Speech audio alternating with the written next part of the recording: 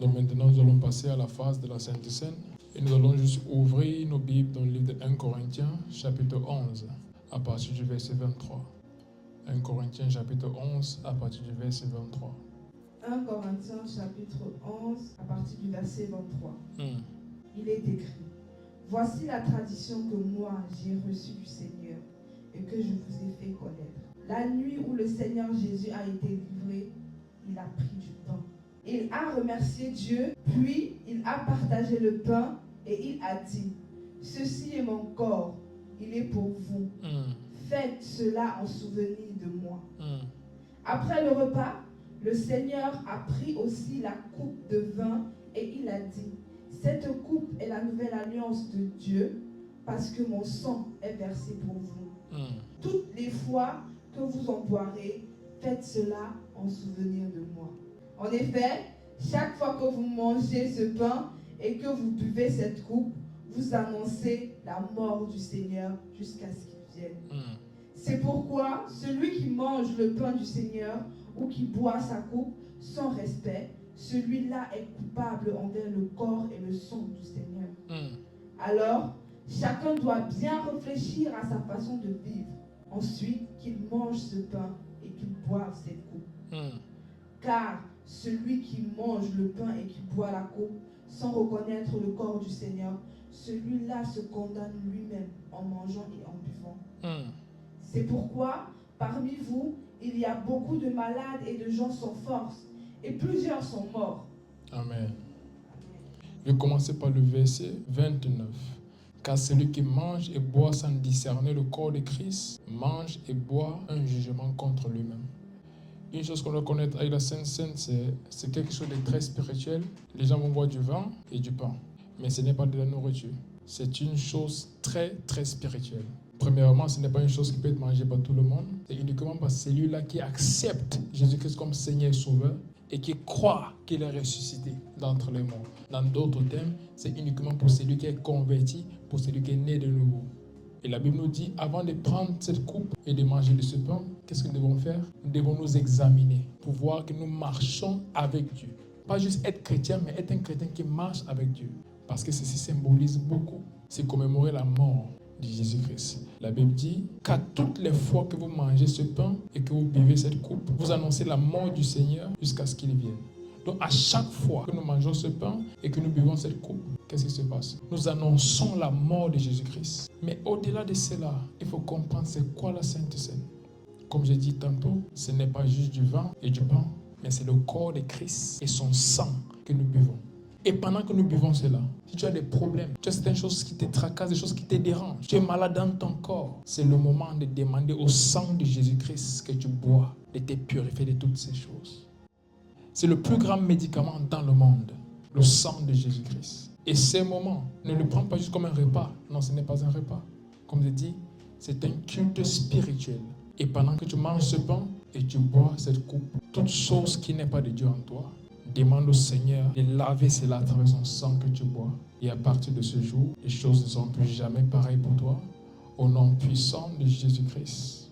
La Bible nous dit dans Matthieu chapitre 26, verset 26, pendant qu'il mangeait, Jésus-Christ prit du pain et après avoir rendu grâce, il le rompit et donna aux disciples en disant: Prenez, mangez, car ceci est mon corps.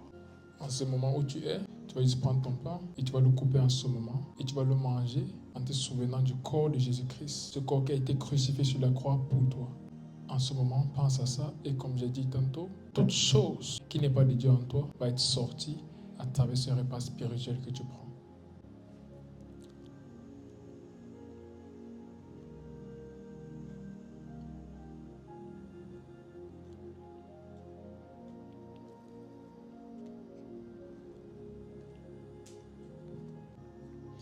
Et dans le verset 27, la Bible dit, il prit ensuite une coupe et après avoir rendu grâce, il la leur donna en disant, buvez-en tous, car ceci est mon sang, le sang de l'alliance, qui est répandu pour plusieurs pour la rémission des péchés.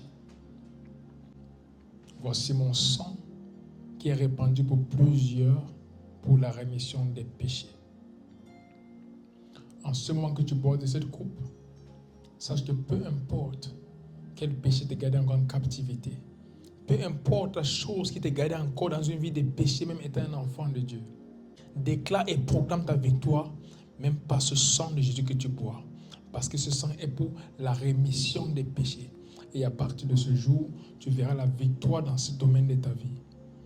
Et également, comme j'ai dit, toute chose qui ne reflète pas Christ dans ta vie, même dans ton corps, la maladie, en ce moment, vois la guérison parce que tu seras totalement purifié par le sang de Jésus-Christ que tu bois en ce moment. Seigneur, merci pour cette coupe de ton sang que nous buvons en ce moment. Ce sang qui nous a lavé de tous nos péchés et qui nous a offert comme des personnes justes devant toi. Merci parce que cela est une réalité dans nos vies. Et toute chose qui ne te représente pas, toute chose qui ne te glorifie pas dans nos vies, disparaît à partir de cet instant où nous buvons cette coupe. Au nom de Jésus-Christ, bois-en maintenant.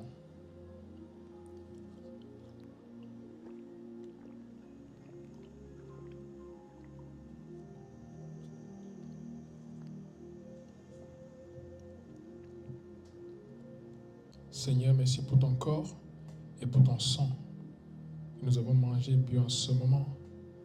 Merci parce qu'à partir de ce jour, tout a changé dans nos vies. À partir de ce jour, nous marchons selon ta volonté pour nous. À partir de ce jour, rien de ce qui naît dans ton plan parfait pour nous arrive à se manifester dans nos vies.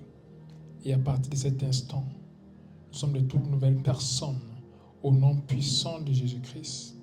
Donne-nous la grâce de te représenter comme il se doit, de te servir jusqu'à la fin et de demeurer ferme jusqu'à la fin.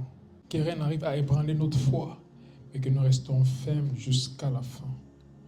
Que nous décidons, Seigneur, de placer ce que nous avons reçu de toi au-delà de toute autre chose. Donne-nous cette grâce de te servir jusqu'à la fin, Papa. Au nom puissant de Jésus-Christ. Amen. En ce moment, nous allons donner nos offrandes, nos dîmes, nos sémences, les sacrifices, tout ce que tu as en ce moment pour donner à l'Éternel. Tu vas juste l'amener à l'autel ici et tu vas mettre ça dans le panier. Pour ceux qui sont en ligne, il y a un lien PayPal, également un RIB. Il y a aussi un numéro de téléphone que vous pouvez contacter si vous avez d'autres moyens de paiement. Que le Seigneur vous bénisse pendant que vous donnez votre offrande, votre dîme, votre sémence, votre sacrifice. Seigneur, je prie pour ces offrandes, pour ces dîmes, ces sacrifices, ces sémences que tes enfants ont fait en ce moment. Et je déclare que cela parle en leur faveur et qu'une nouvelle chose commence dans leur vie au nom puissant de Jésus-Christ. J'éloigne le manque de tout ce qui les concerne. Et je déclare qu'ils sont comblés de toutes parts, même par ton esprit. Tu dis, Seigneur, dans ta parole, que tu pourvoiras tous nos besoins via tes richesses qui sont dans les lieux célestes. Je déclare ces richesses sont manifestes, Seigneur, ici, dans nos vies et dans tous les aspects, au nom puissant de Jésus-Christ. Amen. Et que même pour ceux qui n'ont pas pu donner, peut-être parce qu'ils n'en ont pas, je déclare à partir de ce jour, le manque quitte les vies totalement et une nouvelle chose se passe afin qu'ils puissent avoir assez, Seigneur, pour te donner, également pour prendre soin d'eux-mêmes, au nom puissant de Jésus-Christ. Amen. Salut quelqu'un où tu es, que tu sois en ligne, que tu sois ici, et dis-lui, Dieu t'aime et c'est une nouvelle saison pour toi. Au nom puissant de Jésus-Christ. Amen. Que Dieu vous bénisse et on se retrouve jeudi pour notre prochaine réunion. Je vous aime. Bye bye.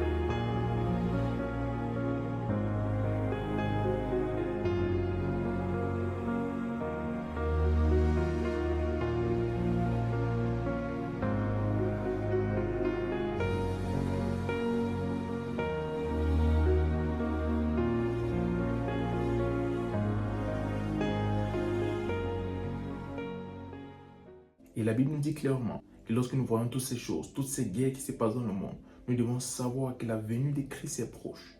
Donc en même temps, je vais appeler à tous les enfants de Dieu, à ceux qui ne connaissent même pas encore Dieu, que c'est très important de donner vos vies à Dieu pour ceux qui ne l'ont pas encore reçu et pour ceux qui le connaissent, de marcher avec lui de façon intime. Parce que tous ces signes prouvent que notre Seigneur revient bientôt. Et lorsqu'il revient, il faut qu'il nous trouve prêts à l'accueillir. Parce que ceux qui ne seront pas prêts ne seront pas enlevés. La Bible nous parle de 10 vierges. Toutes les 10 étaient vierges, mais il n'y avait que 5 qui étaient prêtes pour recevoir le maître. Il y avait 5 autres qui n'étaient pas prêtes. Et au moment où il est venu, les 5 qui n'étaient pas prêtes étaient allés acheter de l'huile pour les lampes. Et lorsqu'ils sont revenus, il était déjà rentré et la porte était fermée. C'est très important de s'apprêter pour recevoir notre Seigneur qui revient bientôt.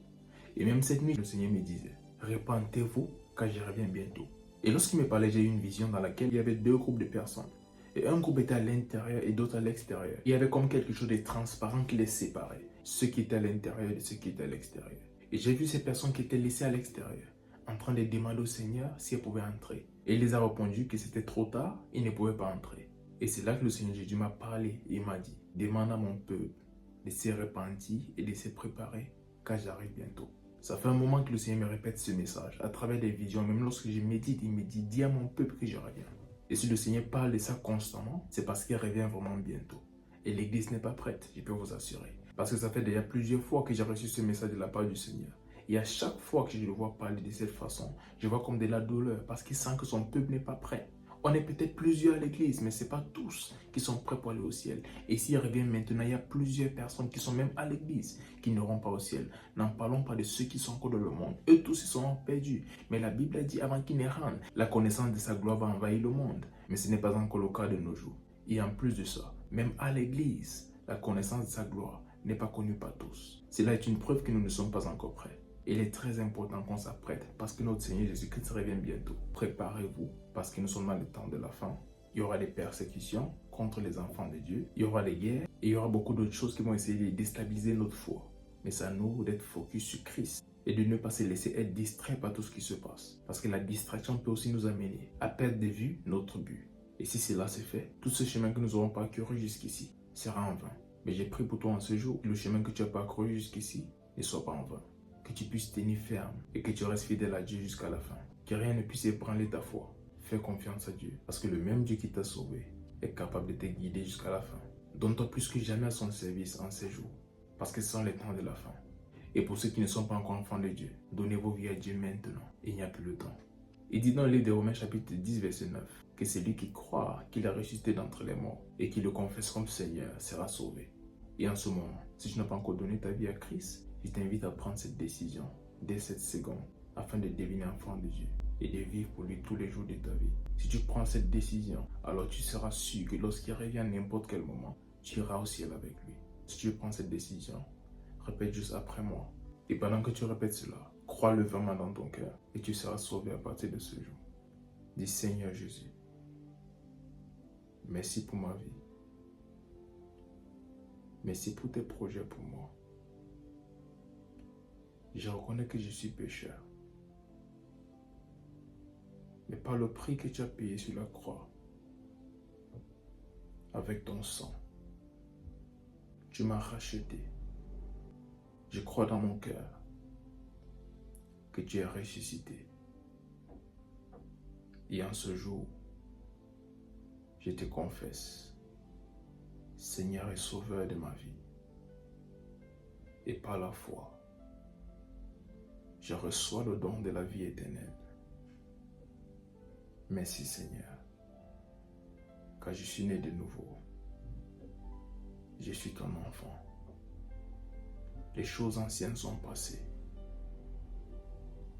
Et voici toutes choses sont devenues nouvelles. Par ta grâce, je vivrai pour toi tous les jours de ma vie.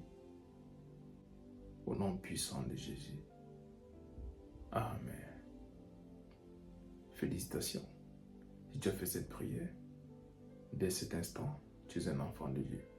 Cherche une bonne église dans ta ville et va y persévérer afin qu'il t'apprenne les voies de Dieu et la parole de Dieu. Marche intimement avec Dieu. À partir de ce jour, prends du temps quotidiennement pour lire ta Bible et pour prier. Et je prie que le Seigneur te fortifie, même dans ta marche avec lui. Et que son Saint-Esprit t'habite et qu'il te guide, qu'il te remplisse et qu'il t'aide à accomplir la volonté de Dieu pour ta vie. Et surtout qu'il t'aide à demeurer ferme jusqu'au dernier jour, lorsque le Seigneur Jésus-Christ va revenir pour prendre les siens. Au nom puissant de Jésus-Christ. Amen. Que Dieu vous bénisse. C'était le prophète Samuel Famba. Shalom.